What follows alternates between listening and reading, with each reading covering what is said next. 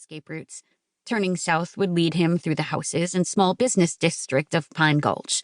To the east was the rugged western slope of the Teton Mountains, which left him north and west. He took a chance and opted to head north, where the quiet roads stretched past ranches and farms, with little traffic to notice someone in a red muscle car. He ought to just call the police and report the theft. Chasing after a car thief on his own like this was probably crazy. But he wasn't in the mood to be sensible. Not with $30,000 worth of sheer horsepower disappearing before his eyes. He pushed Wade's truck to 65, keeping his eye out in the gathering twilight for any sign of another vehicle. His efforts were rewarded just a moment later when he followed the curve of the road past Sam Purdy's pond and saw a flash of red up ahead. His brother's one-ton pickup rumbled as he poured on the juice and accelerated to catch the little bugger.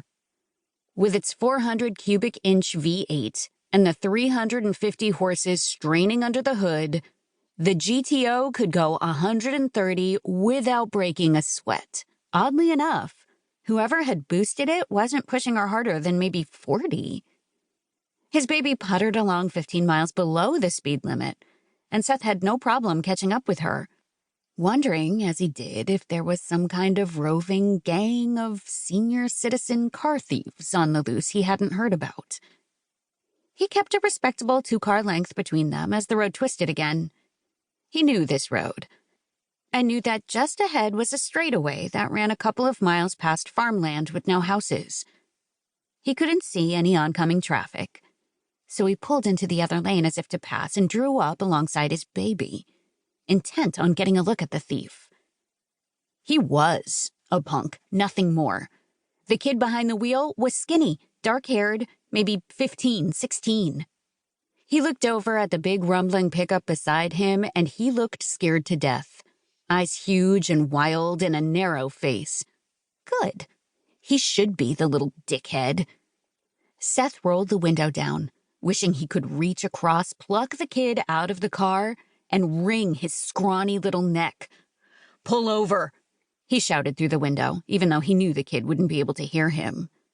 He must have looked like the Grim Reaper, Freddy Krueger, and the guy from the Texas Chainsaw Massacre all rolled up into one, he later realized, and should have predicted what happened next.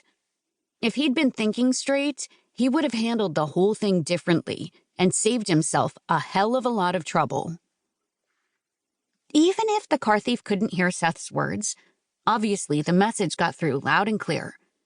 The kid sent him another wild, scared look and yanked the wheel to the right. Seth growled out a raw epithet at the hideous sound of metal grinding against metal as the GTO scraped a mile marker post on the right.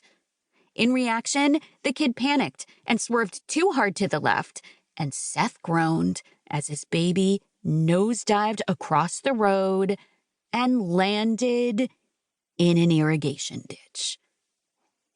At least it was blessedly empty this time of year. The sun was just a sliver above the horizon, and the November air was cold as Seth hurriedly parked the pickup and rushed to his car to make sure the kid was okay. He jerked open the door and was petty enough for just a moment to enjoy the way the kid cringed against the seat, like he thought Seth was ready to break his neck with his bare hands.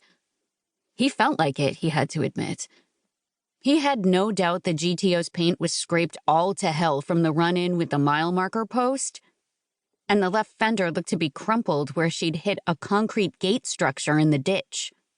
He held on to his anger while he checked the thief for any sign of injury. "You okay?" he asked. "Yeah, I think so." The boy's voice shook a little, but he warily took Seth's hand and climbed out of the car. Seth revised downward his estimate of the boy's age, figuring him to be no older than 13 or 14. Just old enough to start shaving more than once a month by the look of it.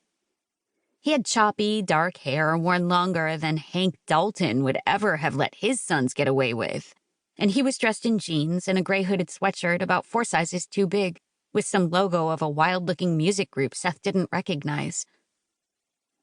The kid seemed familiar, but Seth couldn't immediately place him. Odd, since he knew just about every kid in